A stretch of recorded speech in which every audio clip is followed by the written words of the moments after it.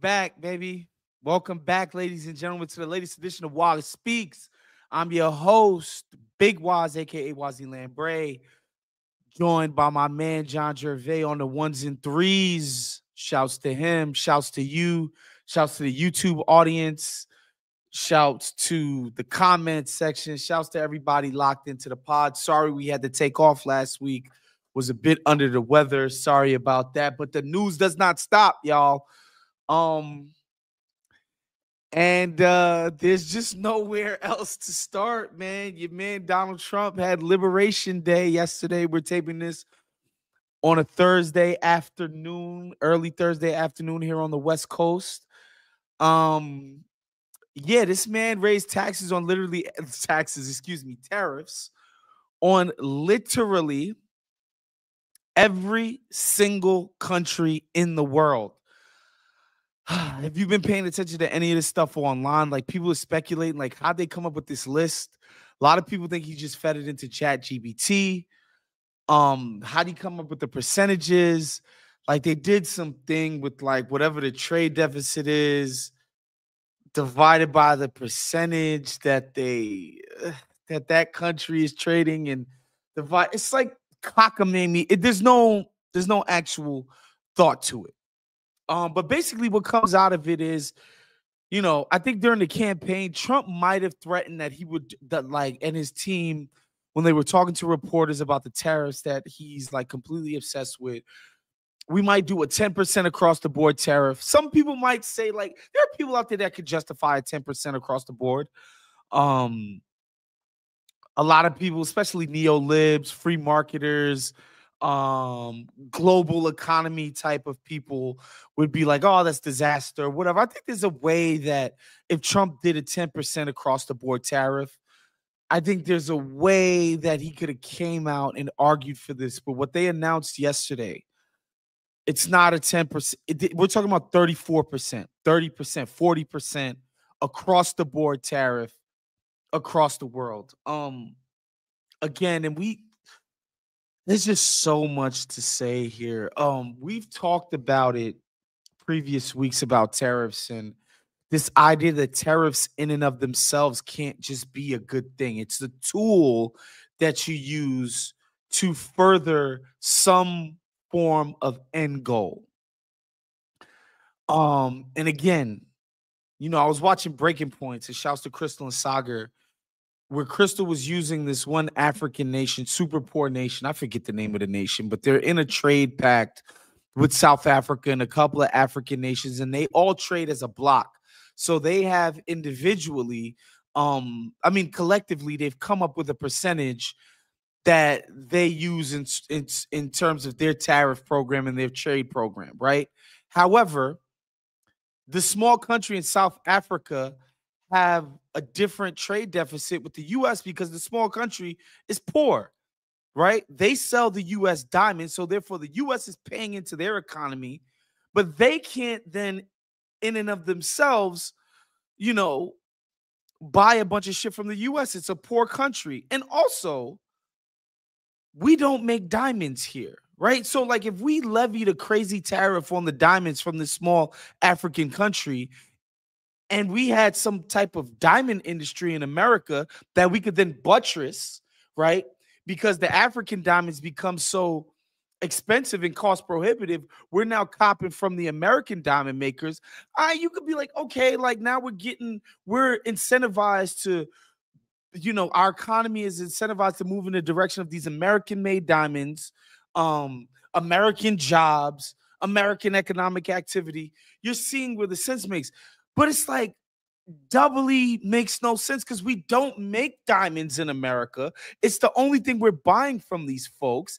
And then the inconsistency of the tax that makes no sense because it's not tied to anything specific to our economic activity with that country.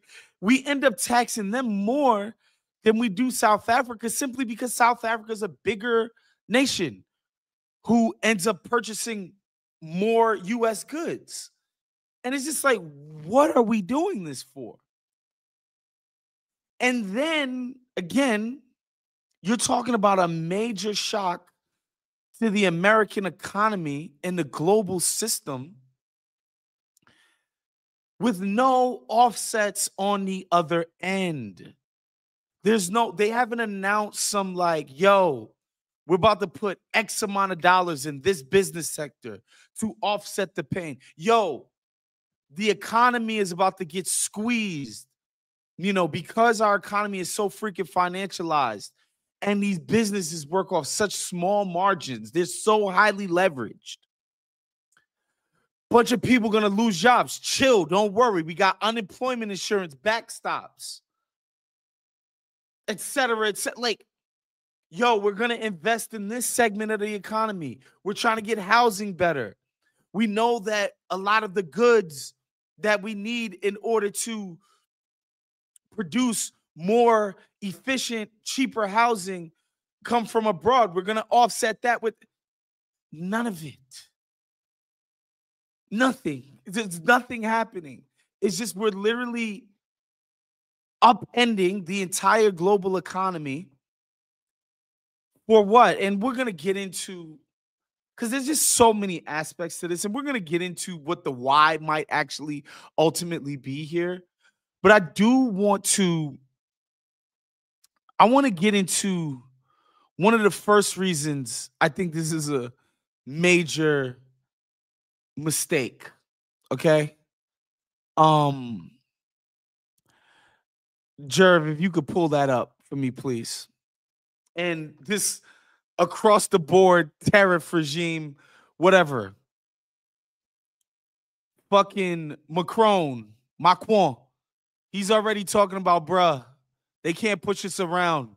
Yeah, good. Like, they can't just do this to us. We stick together. We can stick it back to them. They're going to try to inflict pain on us. We're going to do it back to them. The dude in the UK. And to ensure that we work with the sectors and the industries most impacted. A trade war is in nobody's interest, in my view. But of course, we have to protect ourselves. And that's why we keep They're in lockstep. Die jüngsten Zollentscheidungen des US-Präsidenten halte ich für grundfalsch. Germany. Das ist ein lockstep. Japan. We regret the current measures. Lockstep. Like President Trump's announcement. Guys, I can go on. I can go on. Uzbek, like, I can go on. Lockstep. Okay. Why does it matter? Take it down for a second for me, please, Jerv. Why does it matter? This shit is going to be a galvanizing effect. We're not the only country that does politics. Our government comes out and does this bullying tactic to these countries and basically pretends we're the only swinging dick in the entire world because of one freaking dude with a bad haircut and a spray tan.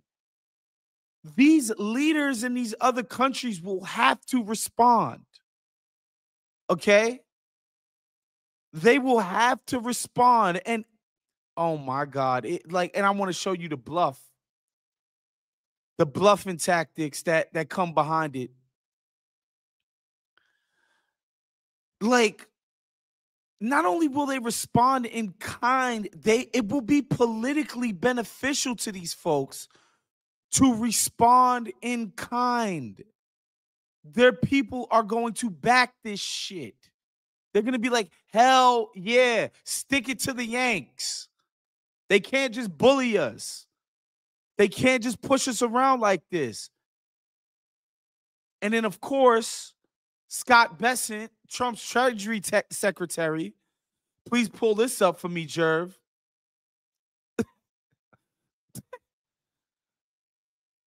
Don't retaliate after the sweeping Liberation Day tariffs. Don't retaliate. Treasury Secretary Scott Bessent offered a 3-word reply on Wednesday. The country's looking to respond to United States broad tariffs. Do not retaliate. President Donald Trump pronounced on his Liberation Day a 10% baseline tariff across the board and retaliatory tariffs on some of the country's closest allies, who he says is taking advantage of the U.S.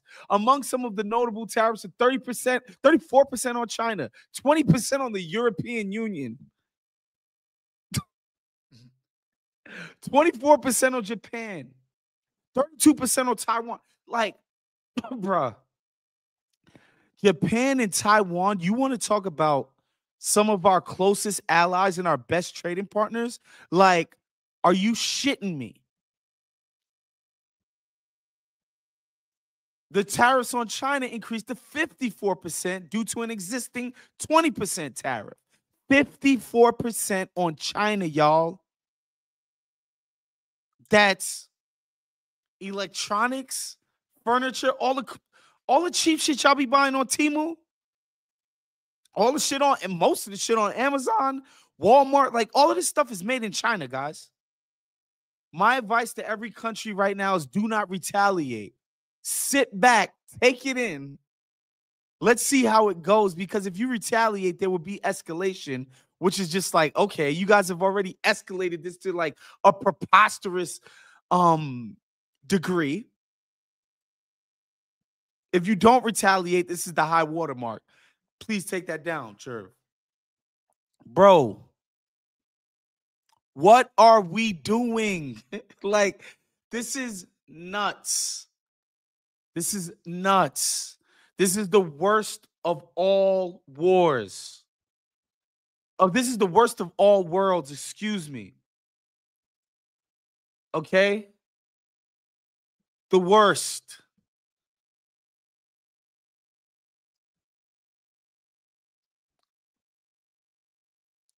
There's literally no plan, guys.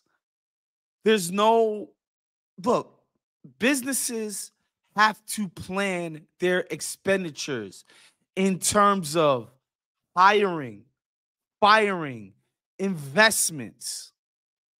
They have to have an idea which direction the wind is blowing. Just the other day, he did the shit with Canada and Mexico, then changed his mind the next day. Businesses can't operate, or healthy economic environments can't operate under that context. People need to know what the fuck is going on. And when they don't, and all they get in the meantime is higher prices, they're just going to fire people. That's before we even talk about the stock market and people who hold in 401ks, ruining people's retirement plans. These are normal, everyday people. We're not talking about the fat cats on Wall Street. We're talking about normal, regular people. Their savings, their retirements in the toilet, because this dude is doing shit on a whim. But again, if I'm going to say that there is a plan, we'll get into that a little bit later. Like, bruh, there's just nothing to it. Like, I think there's a case to be made that during the pandemic, when, you know, say there's a fucking toilet paper shortage, or, you know, the mass shortage that we import and all of this, like, you know, basically shipping and all of that stuff, logistics get ruined and blown up, and we can't get basic stuff because we don't make shit in America. There's an argument to be made that we should be moving in the direction of making stuff here because we need to have the capacity to do shit in the case of an emergency, but also back when we did have a strong manufacturing segment of the economy, Americans could have jobs with dignity without having a 4-year college degree. And that our economy should operate. We should go back. We traded good jobs for cheap goods. And the results are in. We don't like that shit. We're worse off for it. So there's an argument to be made that we need to be onshoring these jobs again, bringing this stuff back. But there needs to be a plan. And these businesses, corporations the plan needs to be communicated to them. And again, like, I'm somebody who, like, I do think a lot of times our government is way too responsive to the whims of the mark of Wall Street specifically. And these cowboys on Wall Street. And it's just like, you know what? Screw you. We've geared our economy for 100 years towards your freaking ends and your betterment, and it's been to the detriment of the wider public. Y'all don't actually do shit for nobody. Your wealth doesn't actually trickle down to any average citizens. The stock market goes up, up, up, up, up, waves stagnate. And in fact, people are making less when you compare it to inflation. Okay? There's an argument to be made there, but there needs to be some semblance of making some fucking sense. My freaking God. I mean, like, when I tell you it's just a disaster from the rooter to the tutor, Jerv, put me up there, please. Oh, 1 second. Put me up there, Jerv. Fed's expectations diverge sharply as Trump trade war upends their forecast. President Trump's global trade war has led to sharply divergent expectations across Wall Street about what the Federal Reserve will do with interest rates this year as it confronts higher inflation and slower growth. Why are we having higher inflation? Because freaking tariffs are a tax. It just means the prices of goods are going to go up. This is literally the wave that this dude got elected on. It's this immigration thing and prices being out of whack. Literally, this is what people wanted from this dude.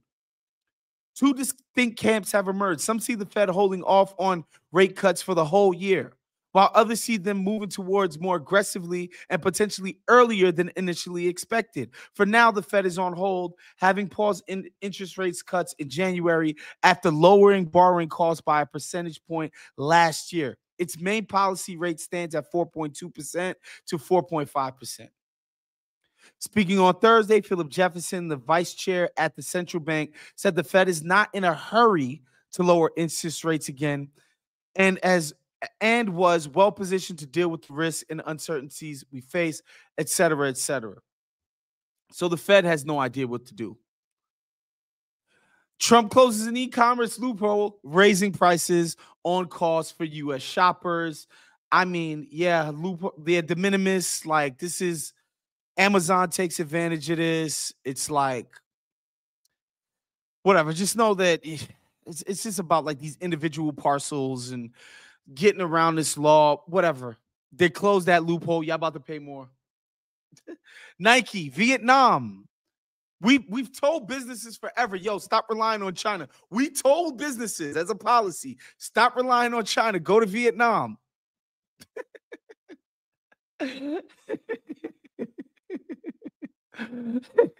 I think Vietnam, we got it like 34%. Okay. The job market has been resilient for now, but I promise you guys, if this shit even takes hold for a month, 2 weeks, because of how small the margins that businesses operate on, I'm telling you, people are going to get fired. This is real life consequences. People will be fired, bro. Recession. People fired, less economic activity, recession, y'all. I mean, and on we go. And you can take that down, Jerv. Like it really, literally, Jerv, you could take that down. It literally doesn't get much worse. It's all of the worst of worst worlds. And again, it's hard to believe that this is suited to any other end besides Donald Trump, basically on his mob boss shit. It's a shakedown. It's your people get in touch with my people. Reach out to me. We can make a deal. The right kickbacks, you'll come back online. We already seen it with the chip situation. They've already carved out a loophole for like some of the chips that get situated out in Taiwan or whatever. They've already carved so those type of loopholes are going to happen. It's just Trump being like, come to me. If we could work out a deal, meaning you could, you know what I mean? Basically, again, with some people, well, he should be willing and dealing. Guys, he's willing and dealing on behalf of his own pockets, not yours or mine. Like, he's not going to be willing and dealing on behalf of the average American's pocketbook. bro. He's not going to be some staunch negotiator on behalf of our best interests. It's just going to be on behalf of his. How do you know this? There's nothing backing this. There's nothing undergirding this extreme movement. There's nothing. They're not coming out and selling this. Besson just said, yo, just sit tight. Nothing. They're not doing anything on the other end.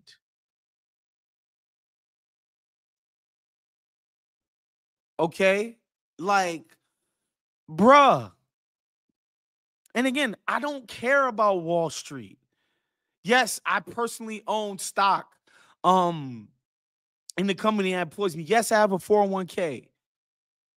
But like, bruh, I'm telling you, bro, I will figure it out. Bro, there are people whose retirement is riding on this normal, everyday people, bro. He's playing with their lives, dude. And again, if he came out and said, yo, we're doing a 10% across the board, he could legitimately say I ran on this. He didn't run on this. What he actually went out and did yesterday, he did not run on, bro.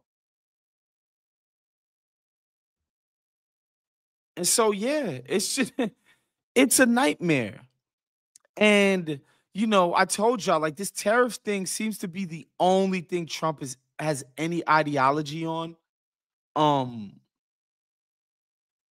So it seems like, you know, I think the best case scenario is like, oh, this is a ridiculous negotiating starting point, and Trump is going to get people to the table and negotiate on this. But like, even that, in the meantime, again, if these costs actually go into effect, people are going to get hurt in the meantime of this. And to what end, I'm asking? To what end? It has not been communicated, bro. If it had been communicated, I'd be like, yo, I'm not gonna lie, I'd probably come up here and be like, I'm very skeptical that it could work. But I'd be like, yo, here's their version of the best outcome here. Whatever. And we could disagree about what the future is gonna hold for their vision for this strategy. Cool. But the bottom line is no vision has been articulated. It's just like everybody should have to suffer and then nothing. And it's going to be, but like, suffer and then what? Like, suffer and then jobs are going to come back and suffer. Like, no, there's nothing happening, guys. There's no countervailing. There's nothing. There's literally nothing. And, you know, I was talking to a buddy of mine who's a small business owner, entrepreneur.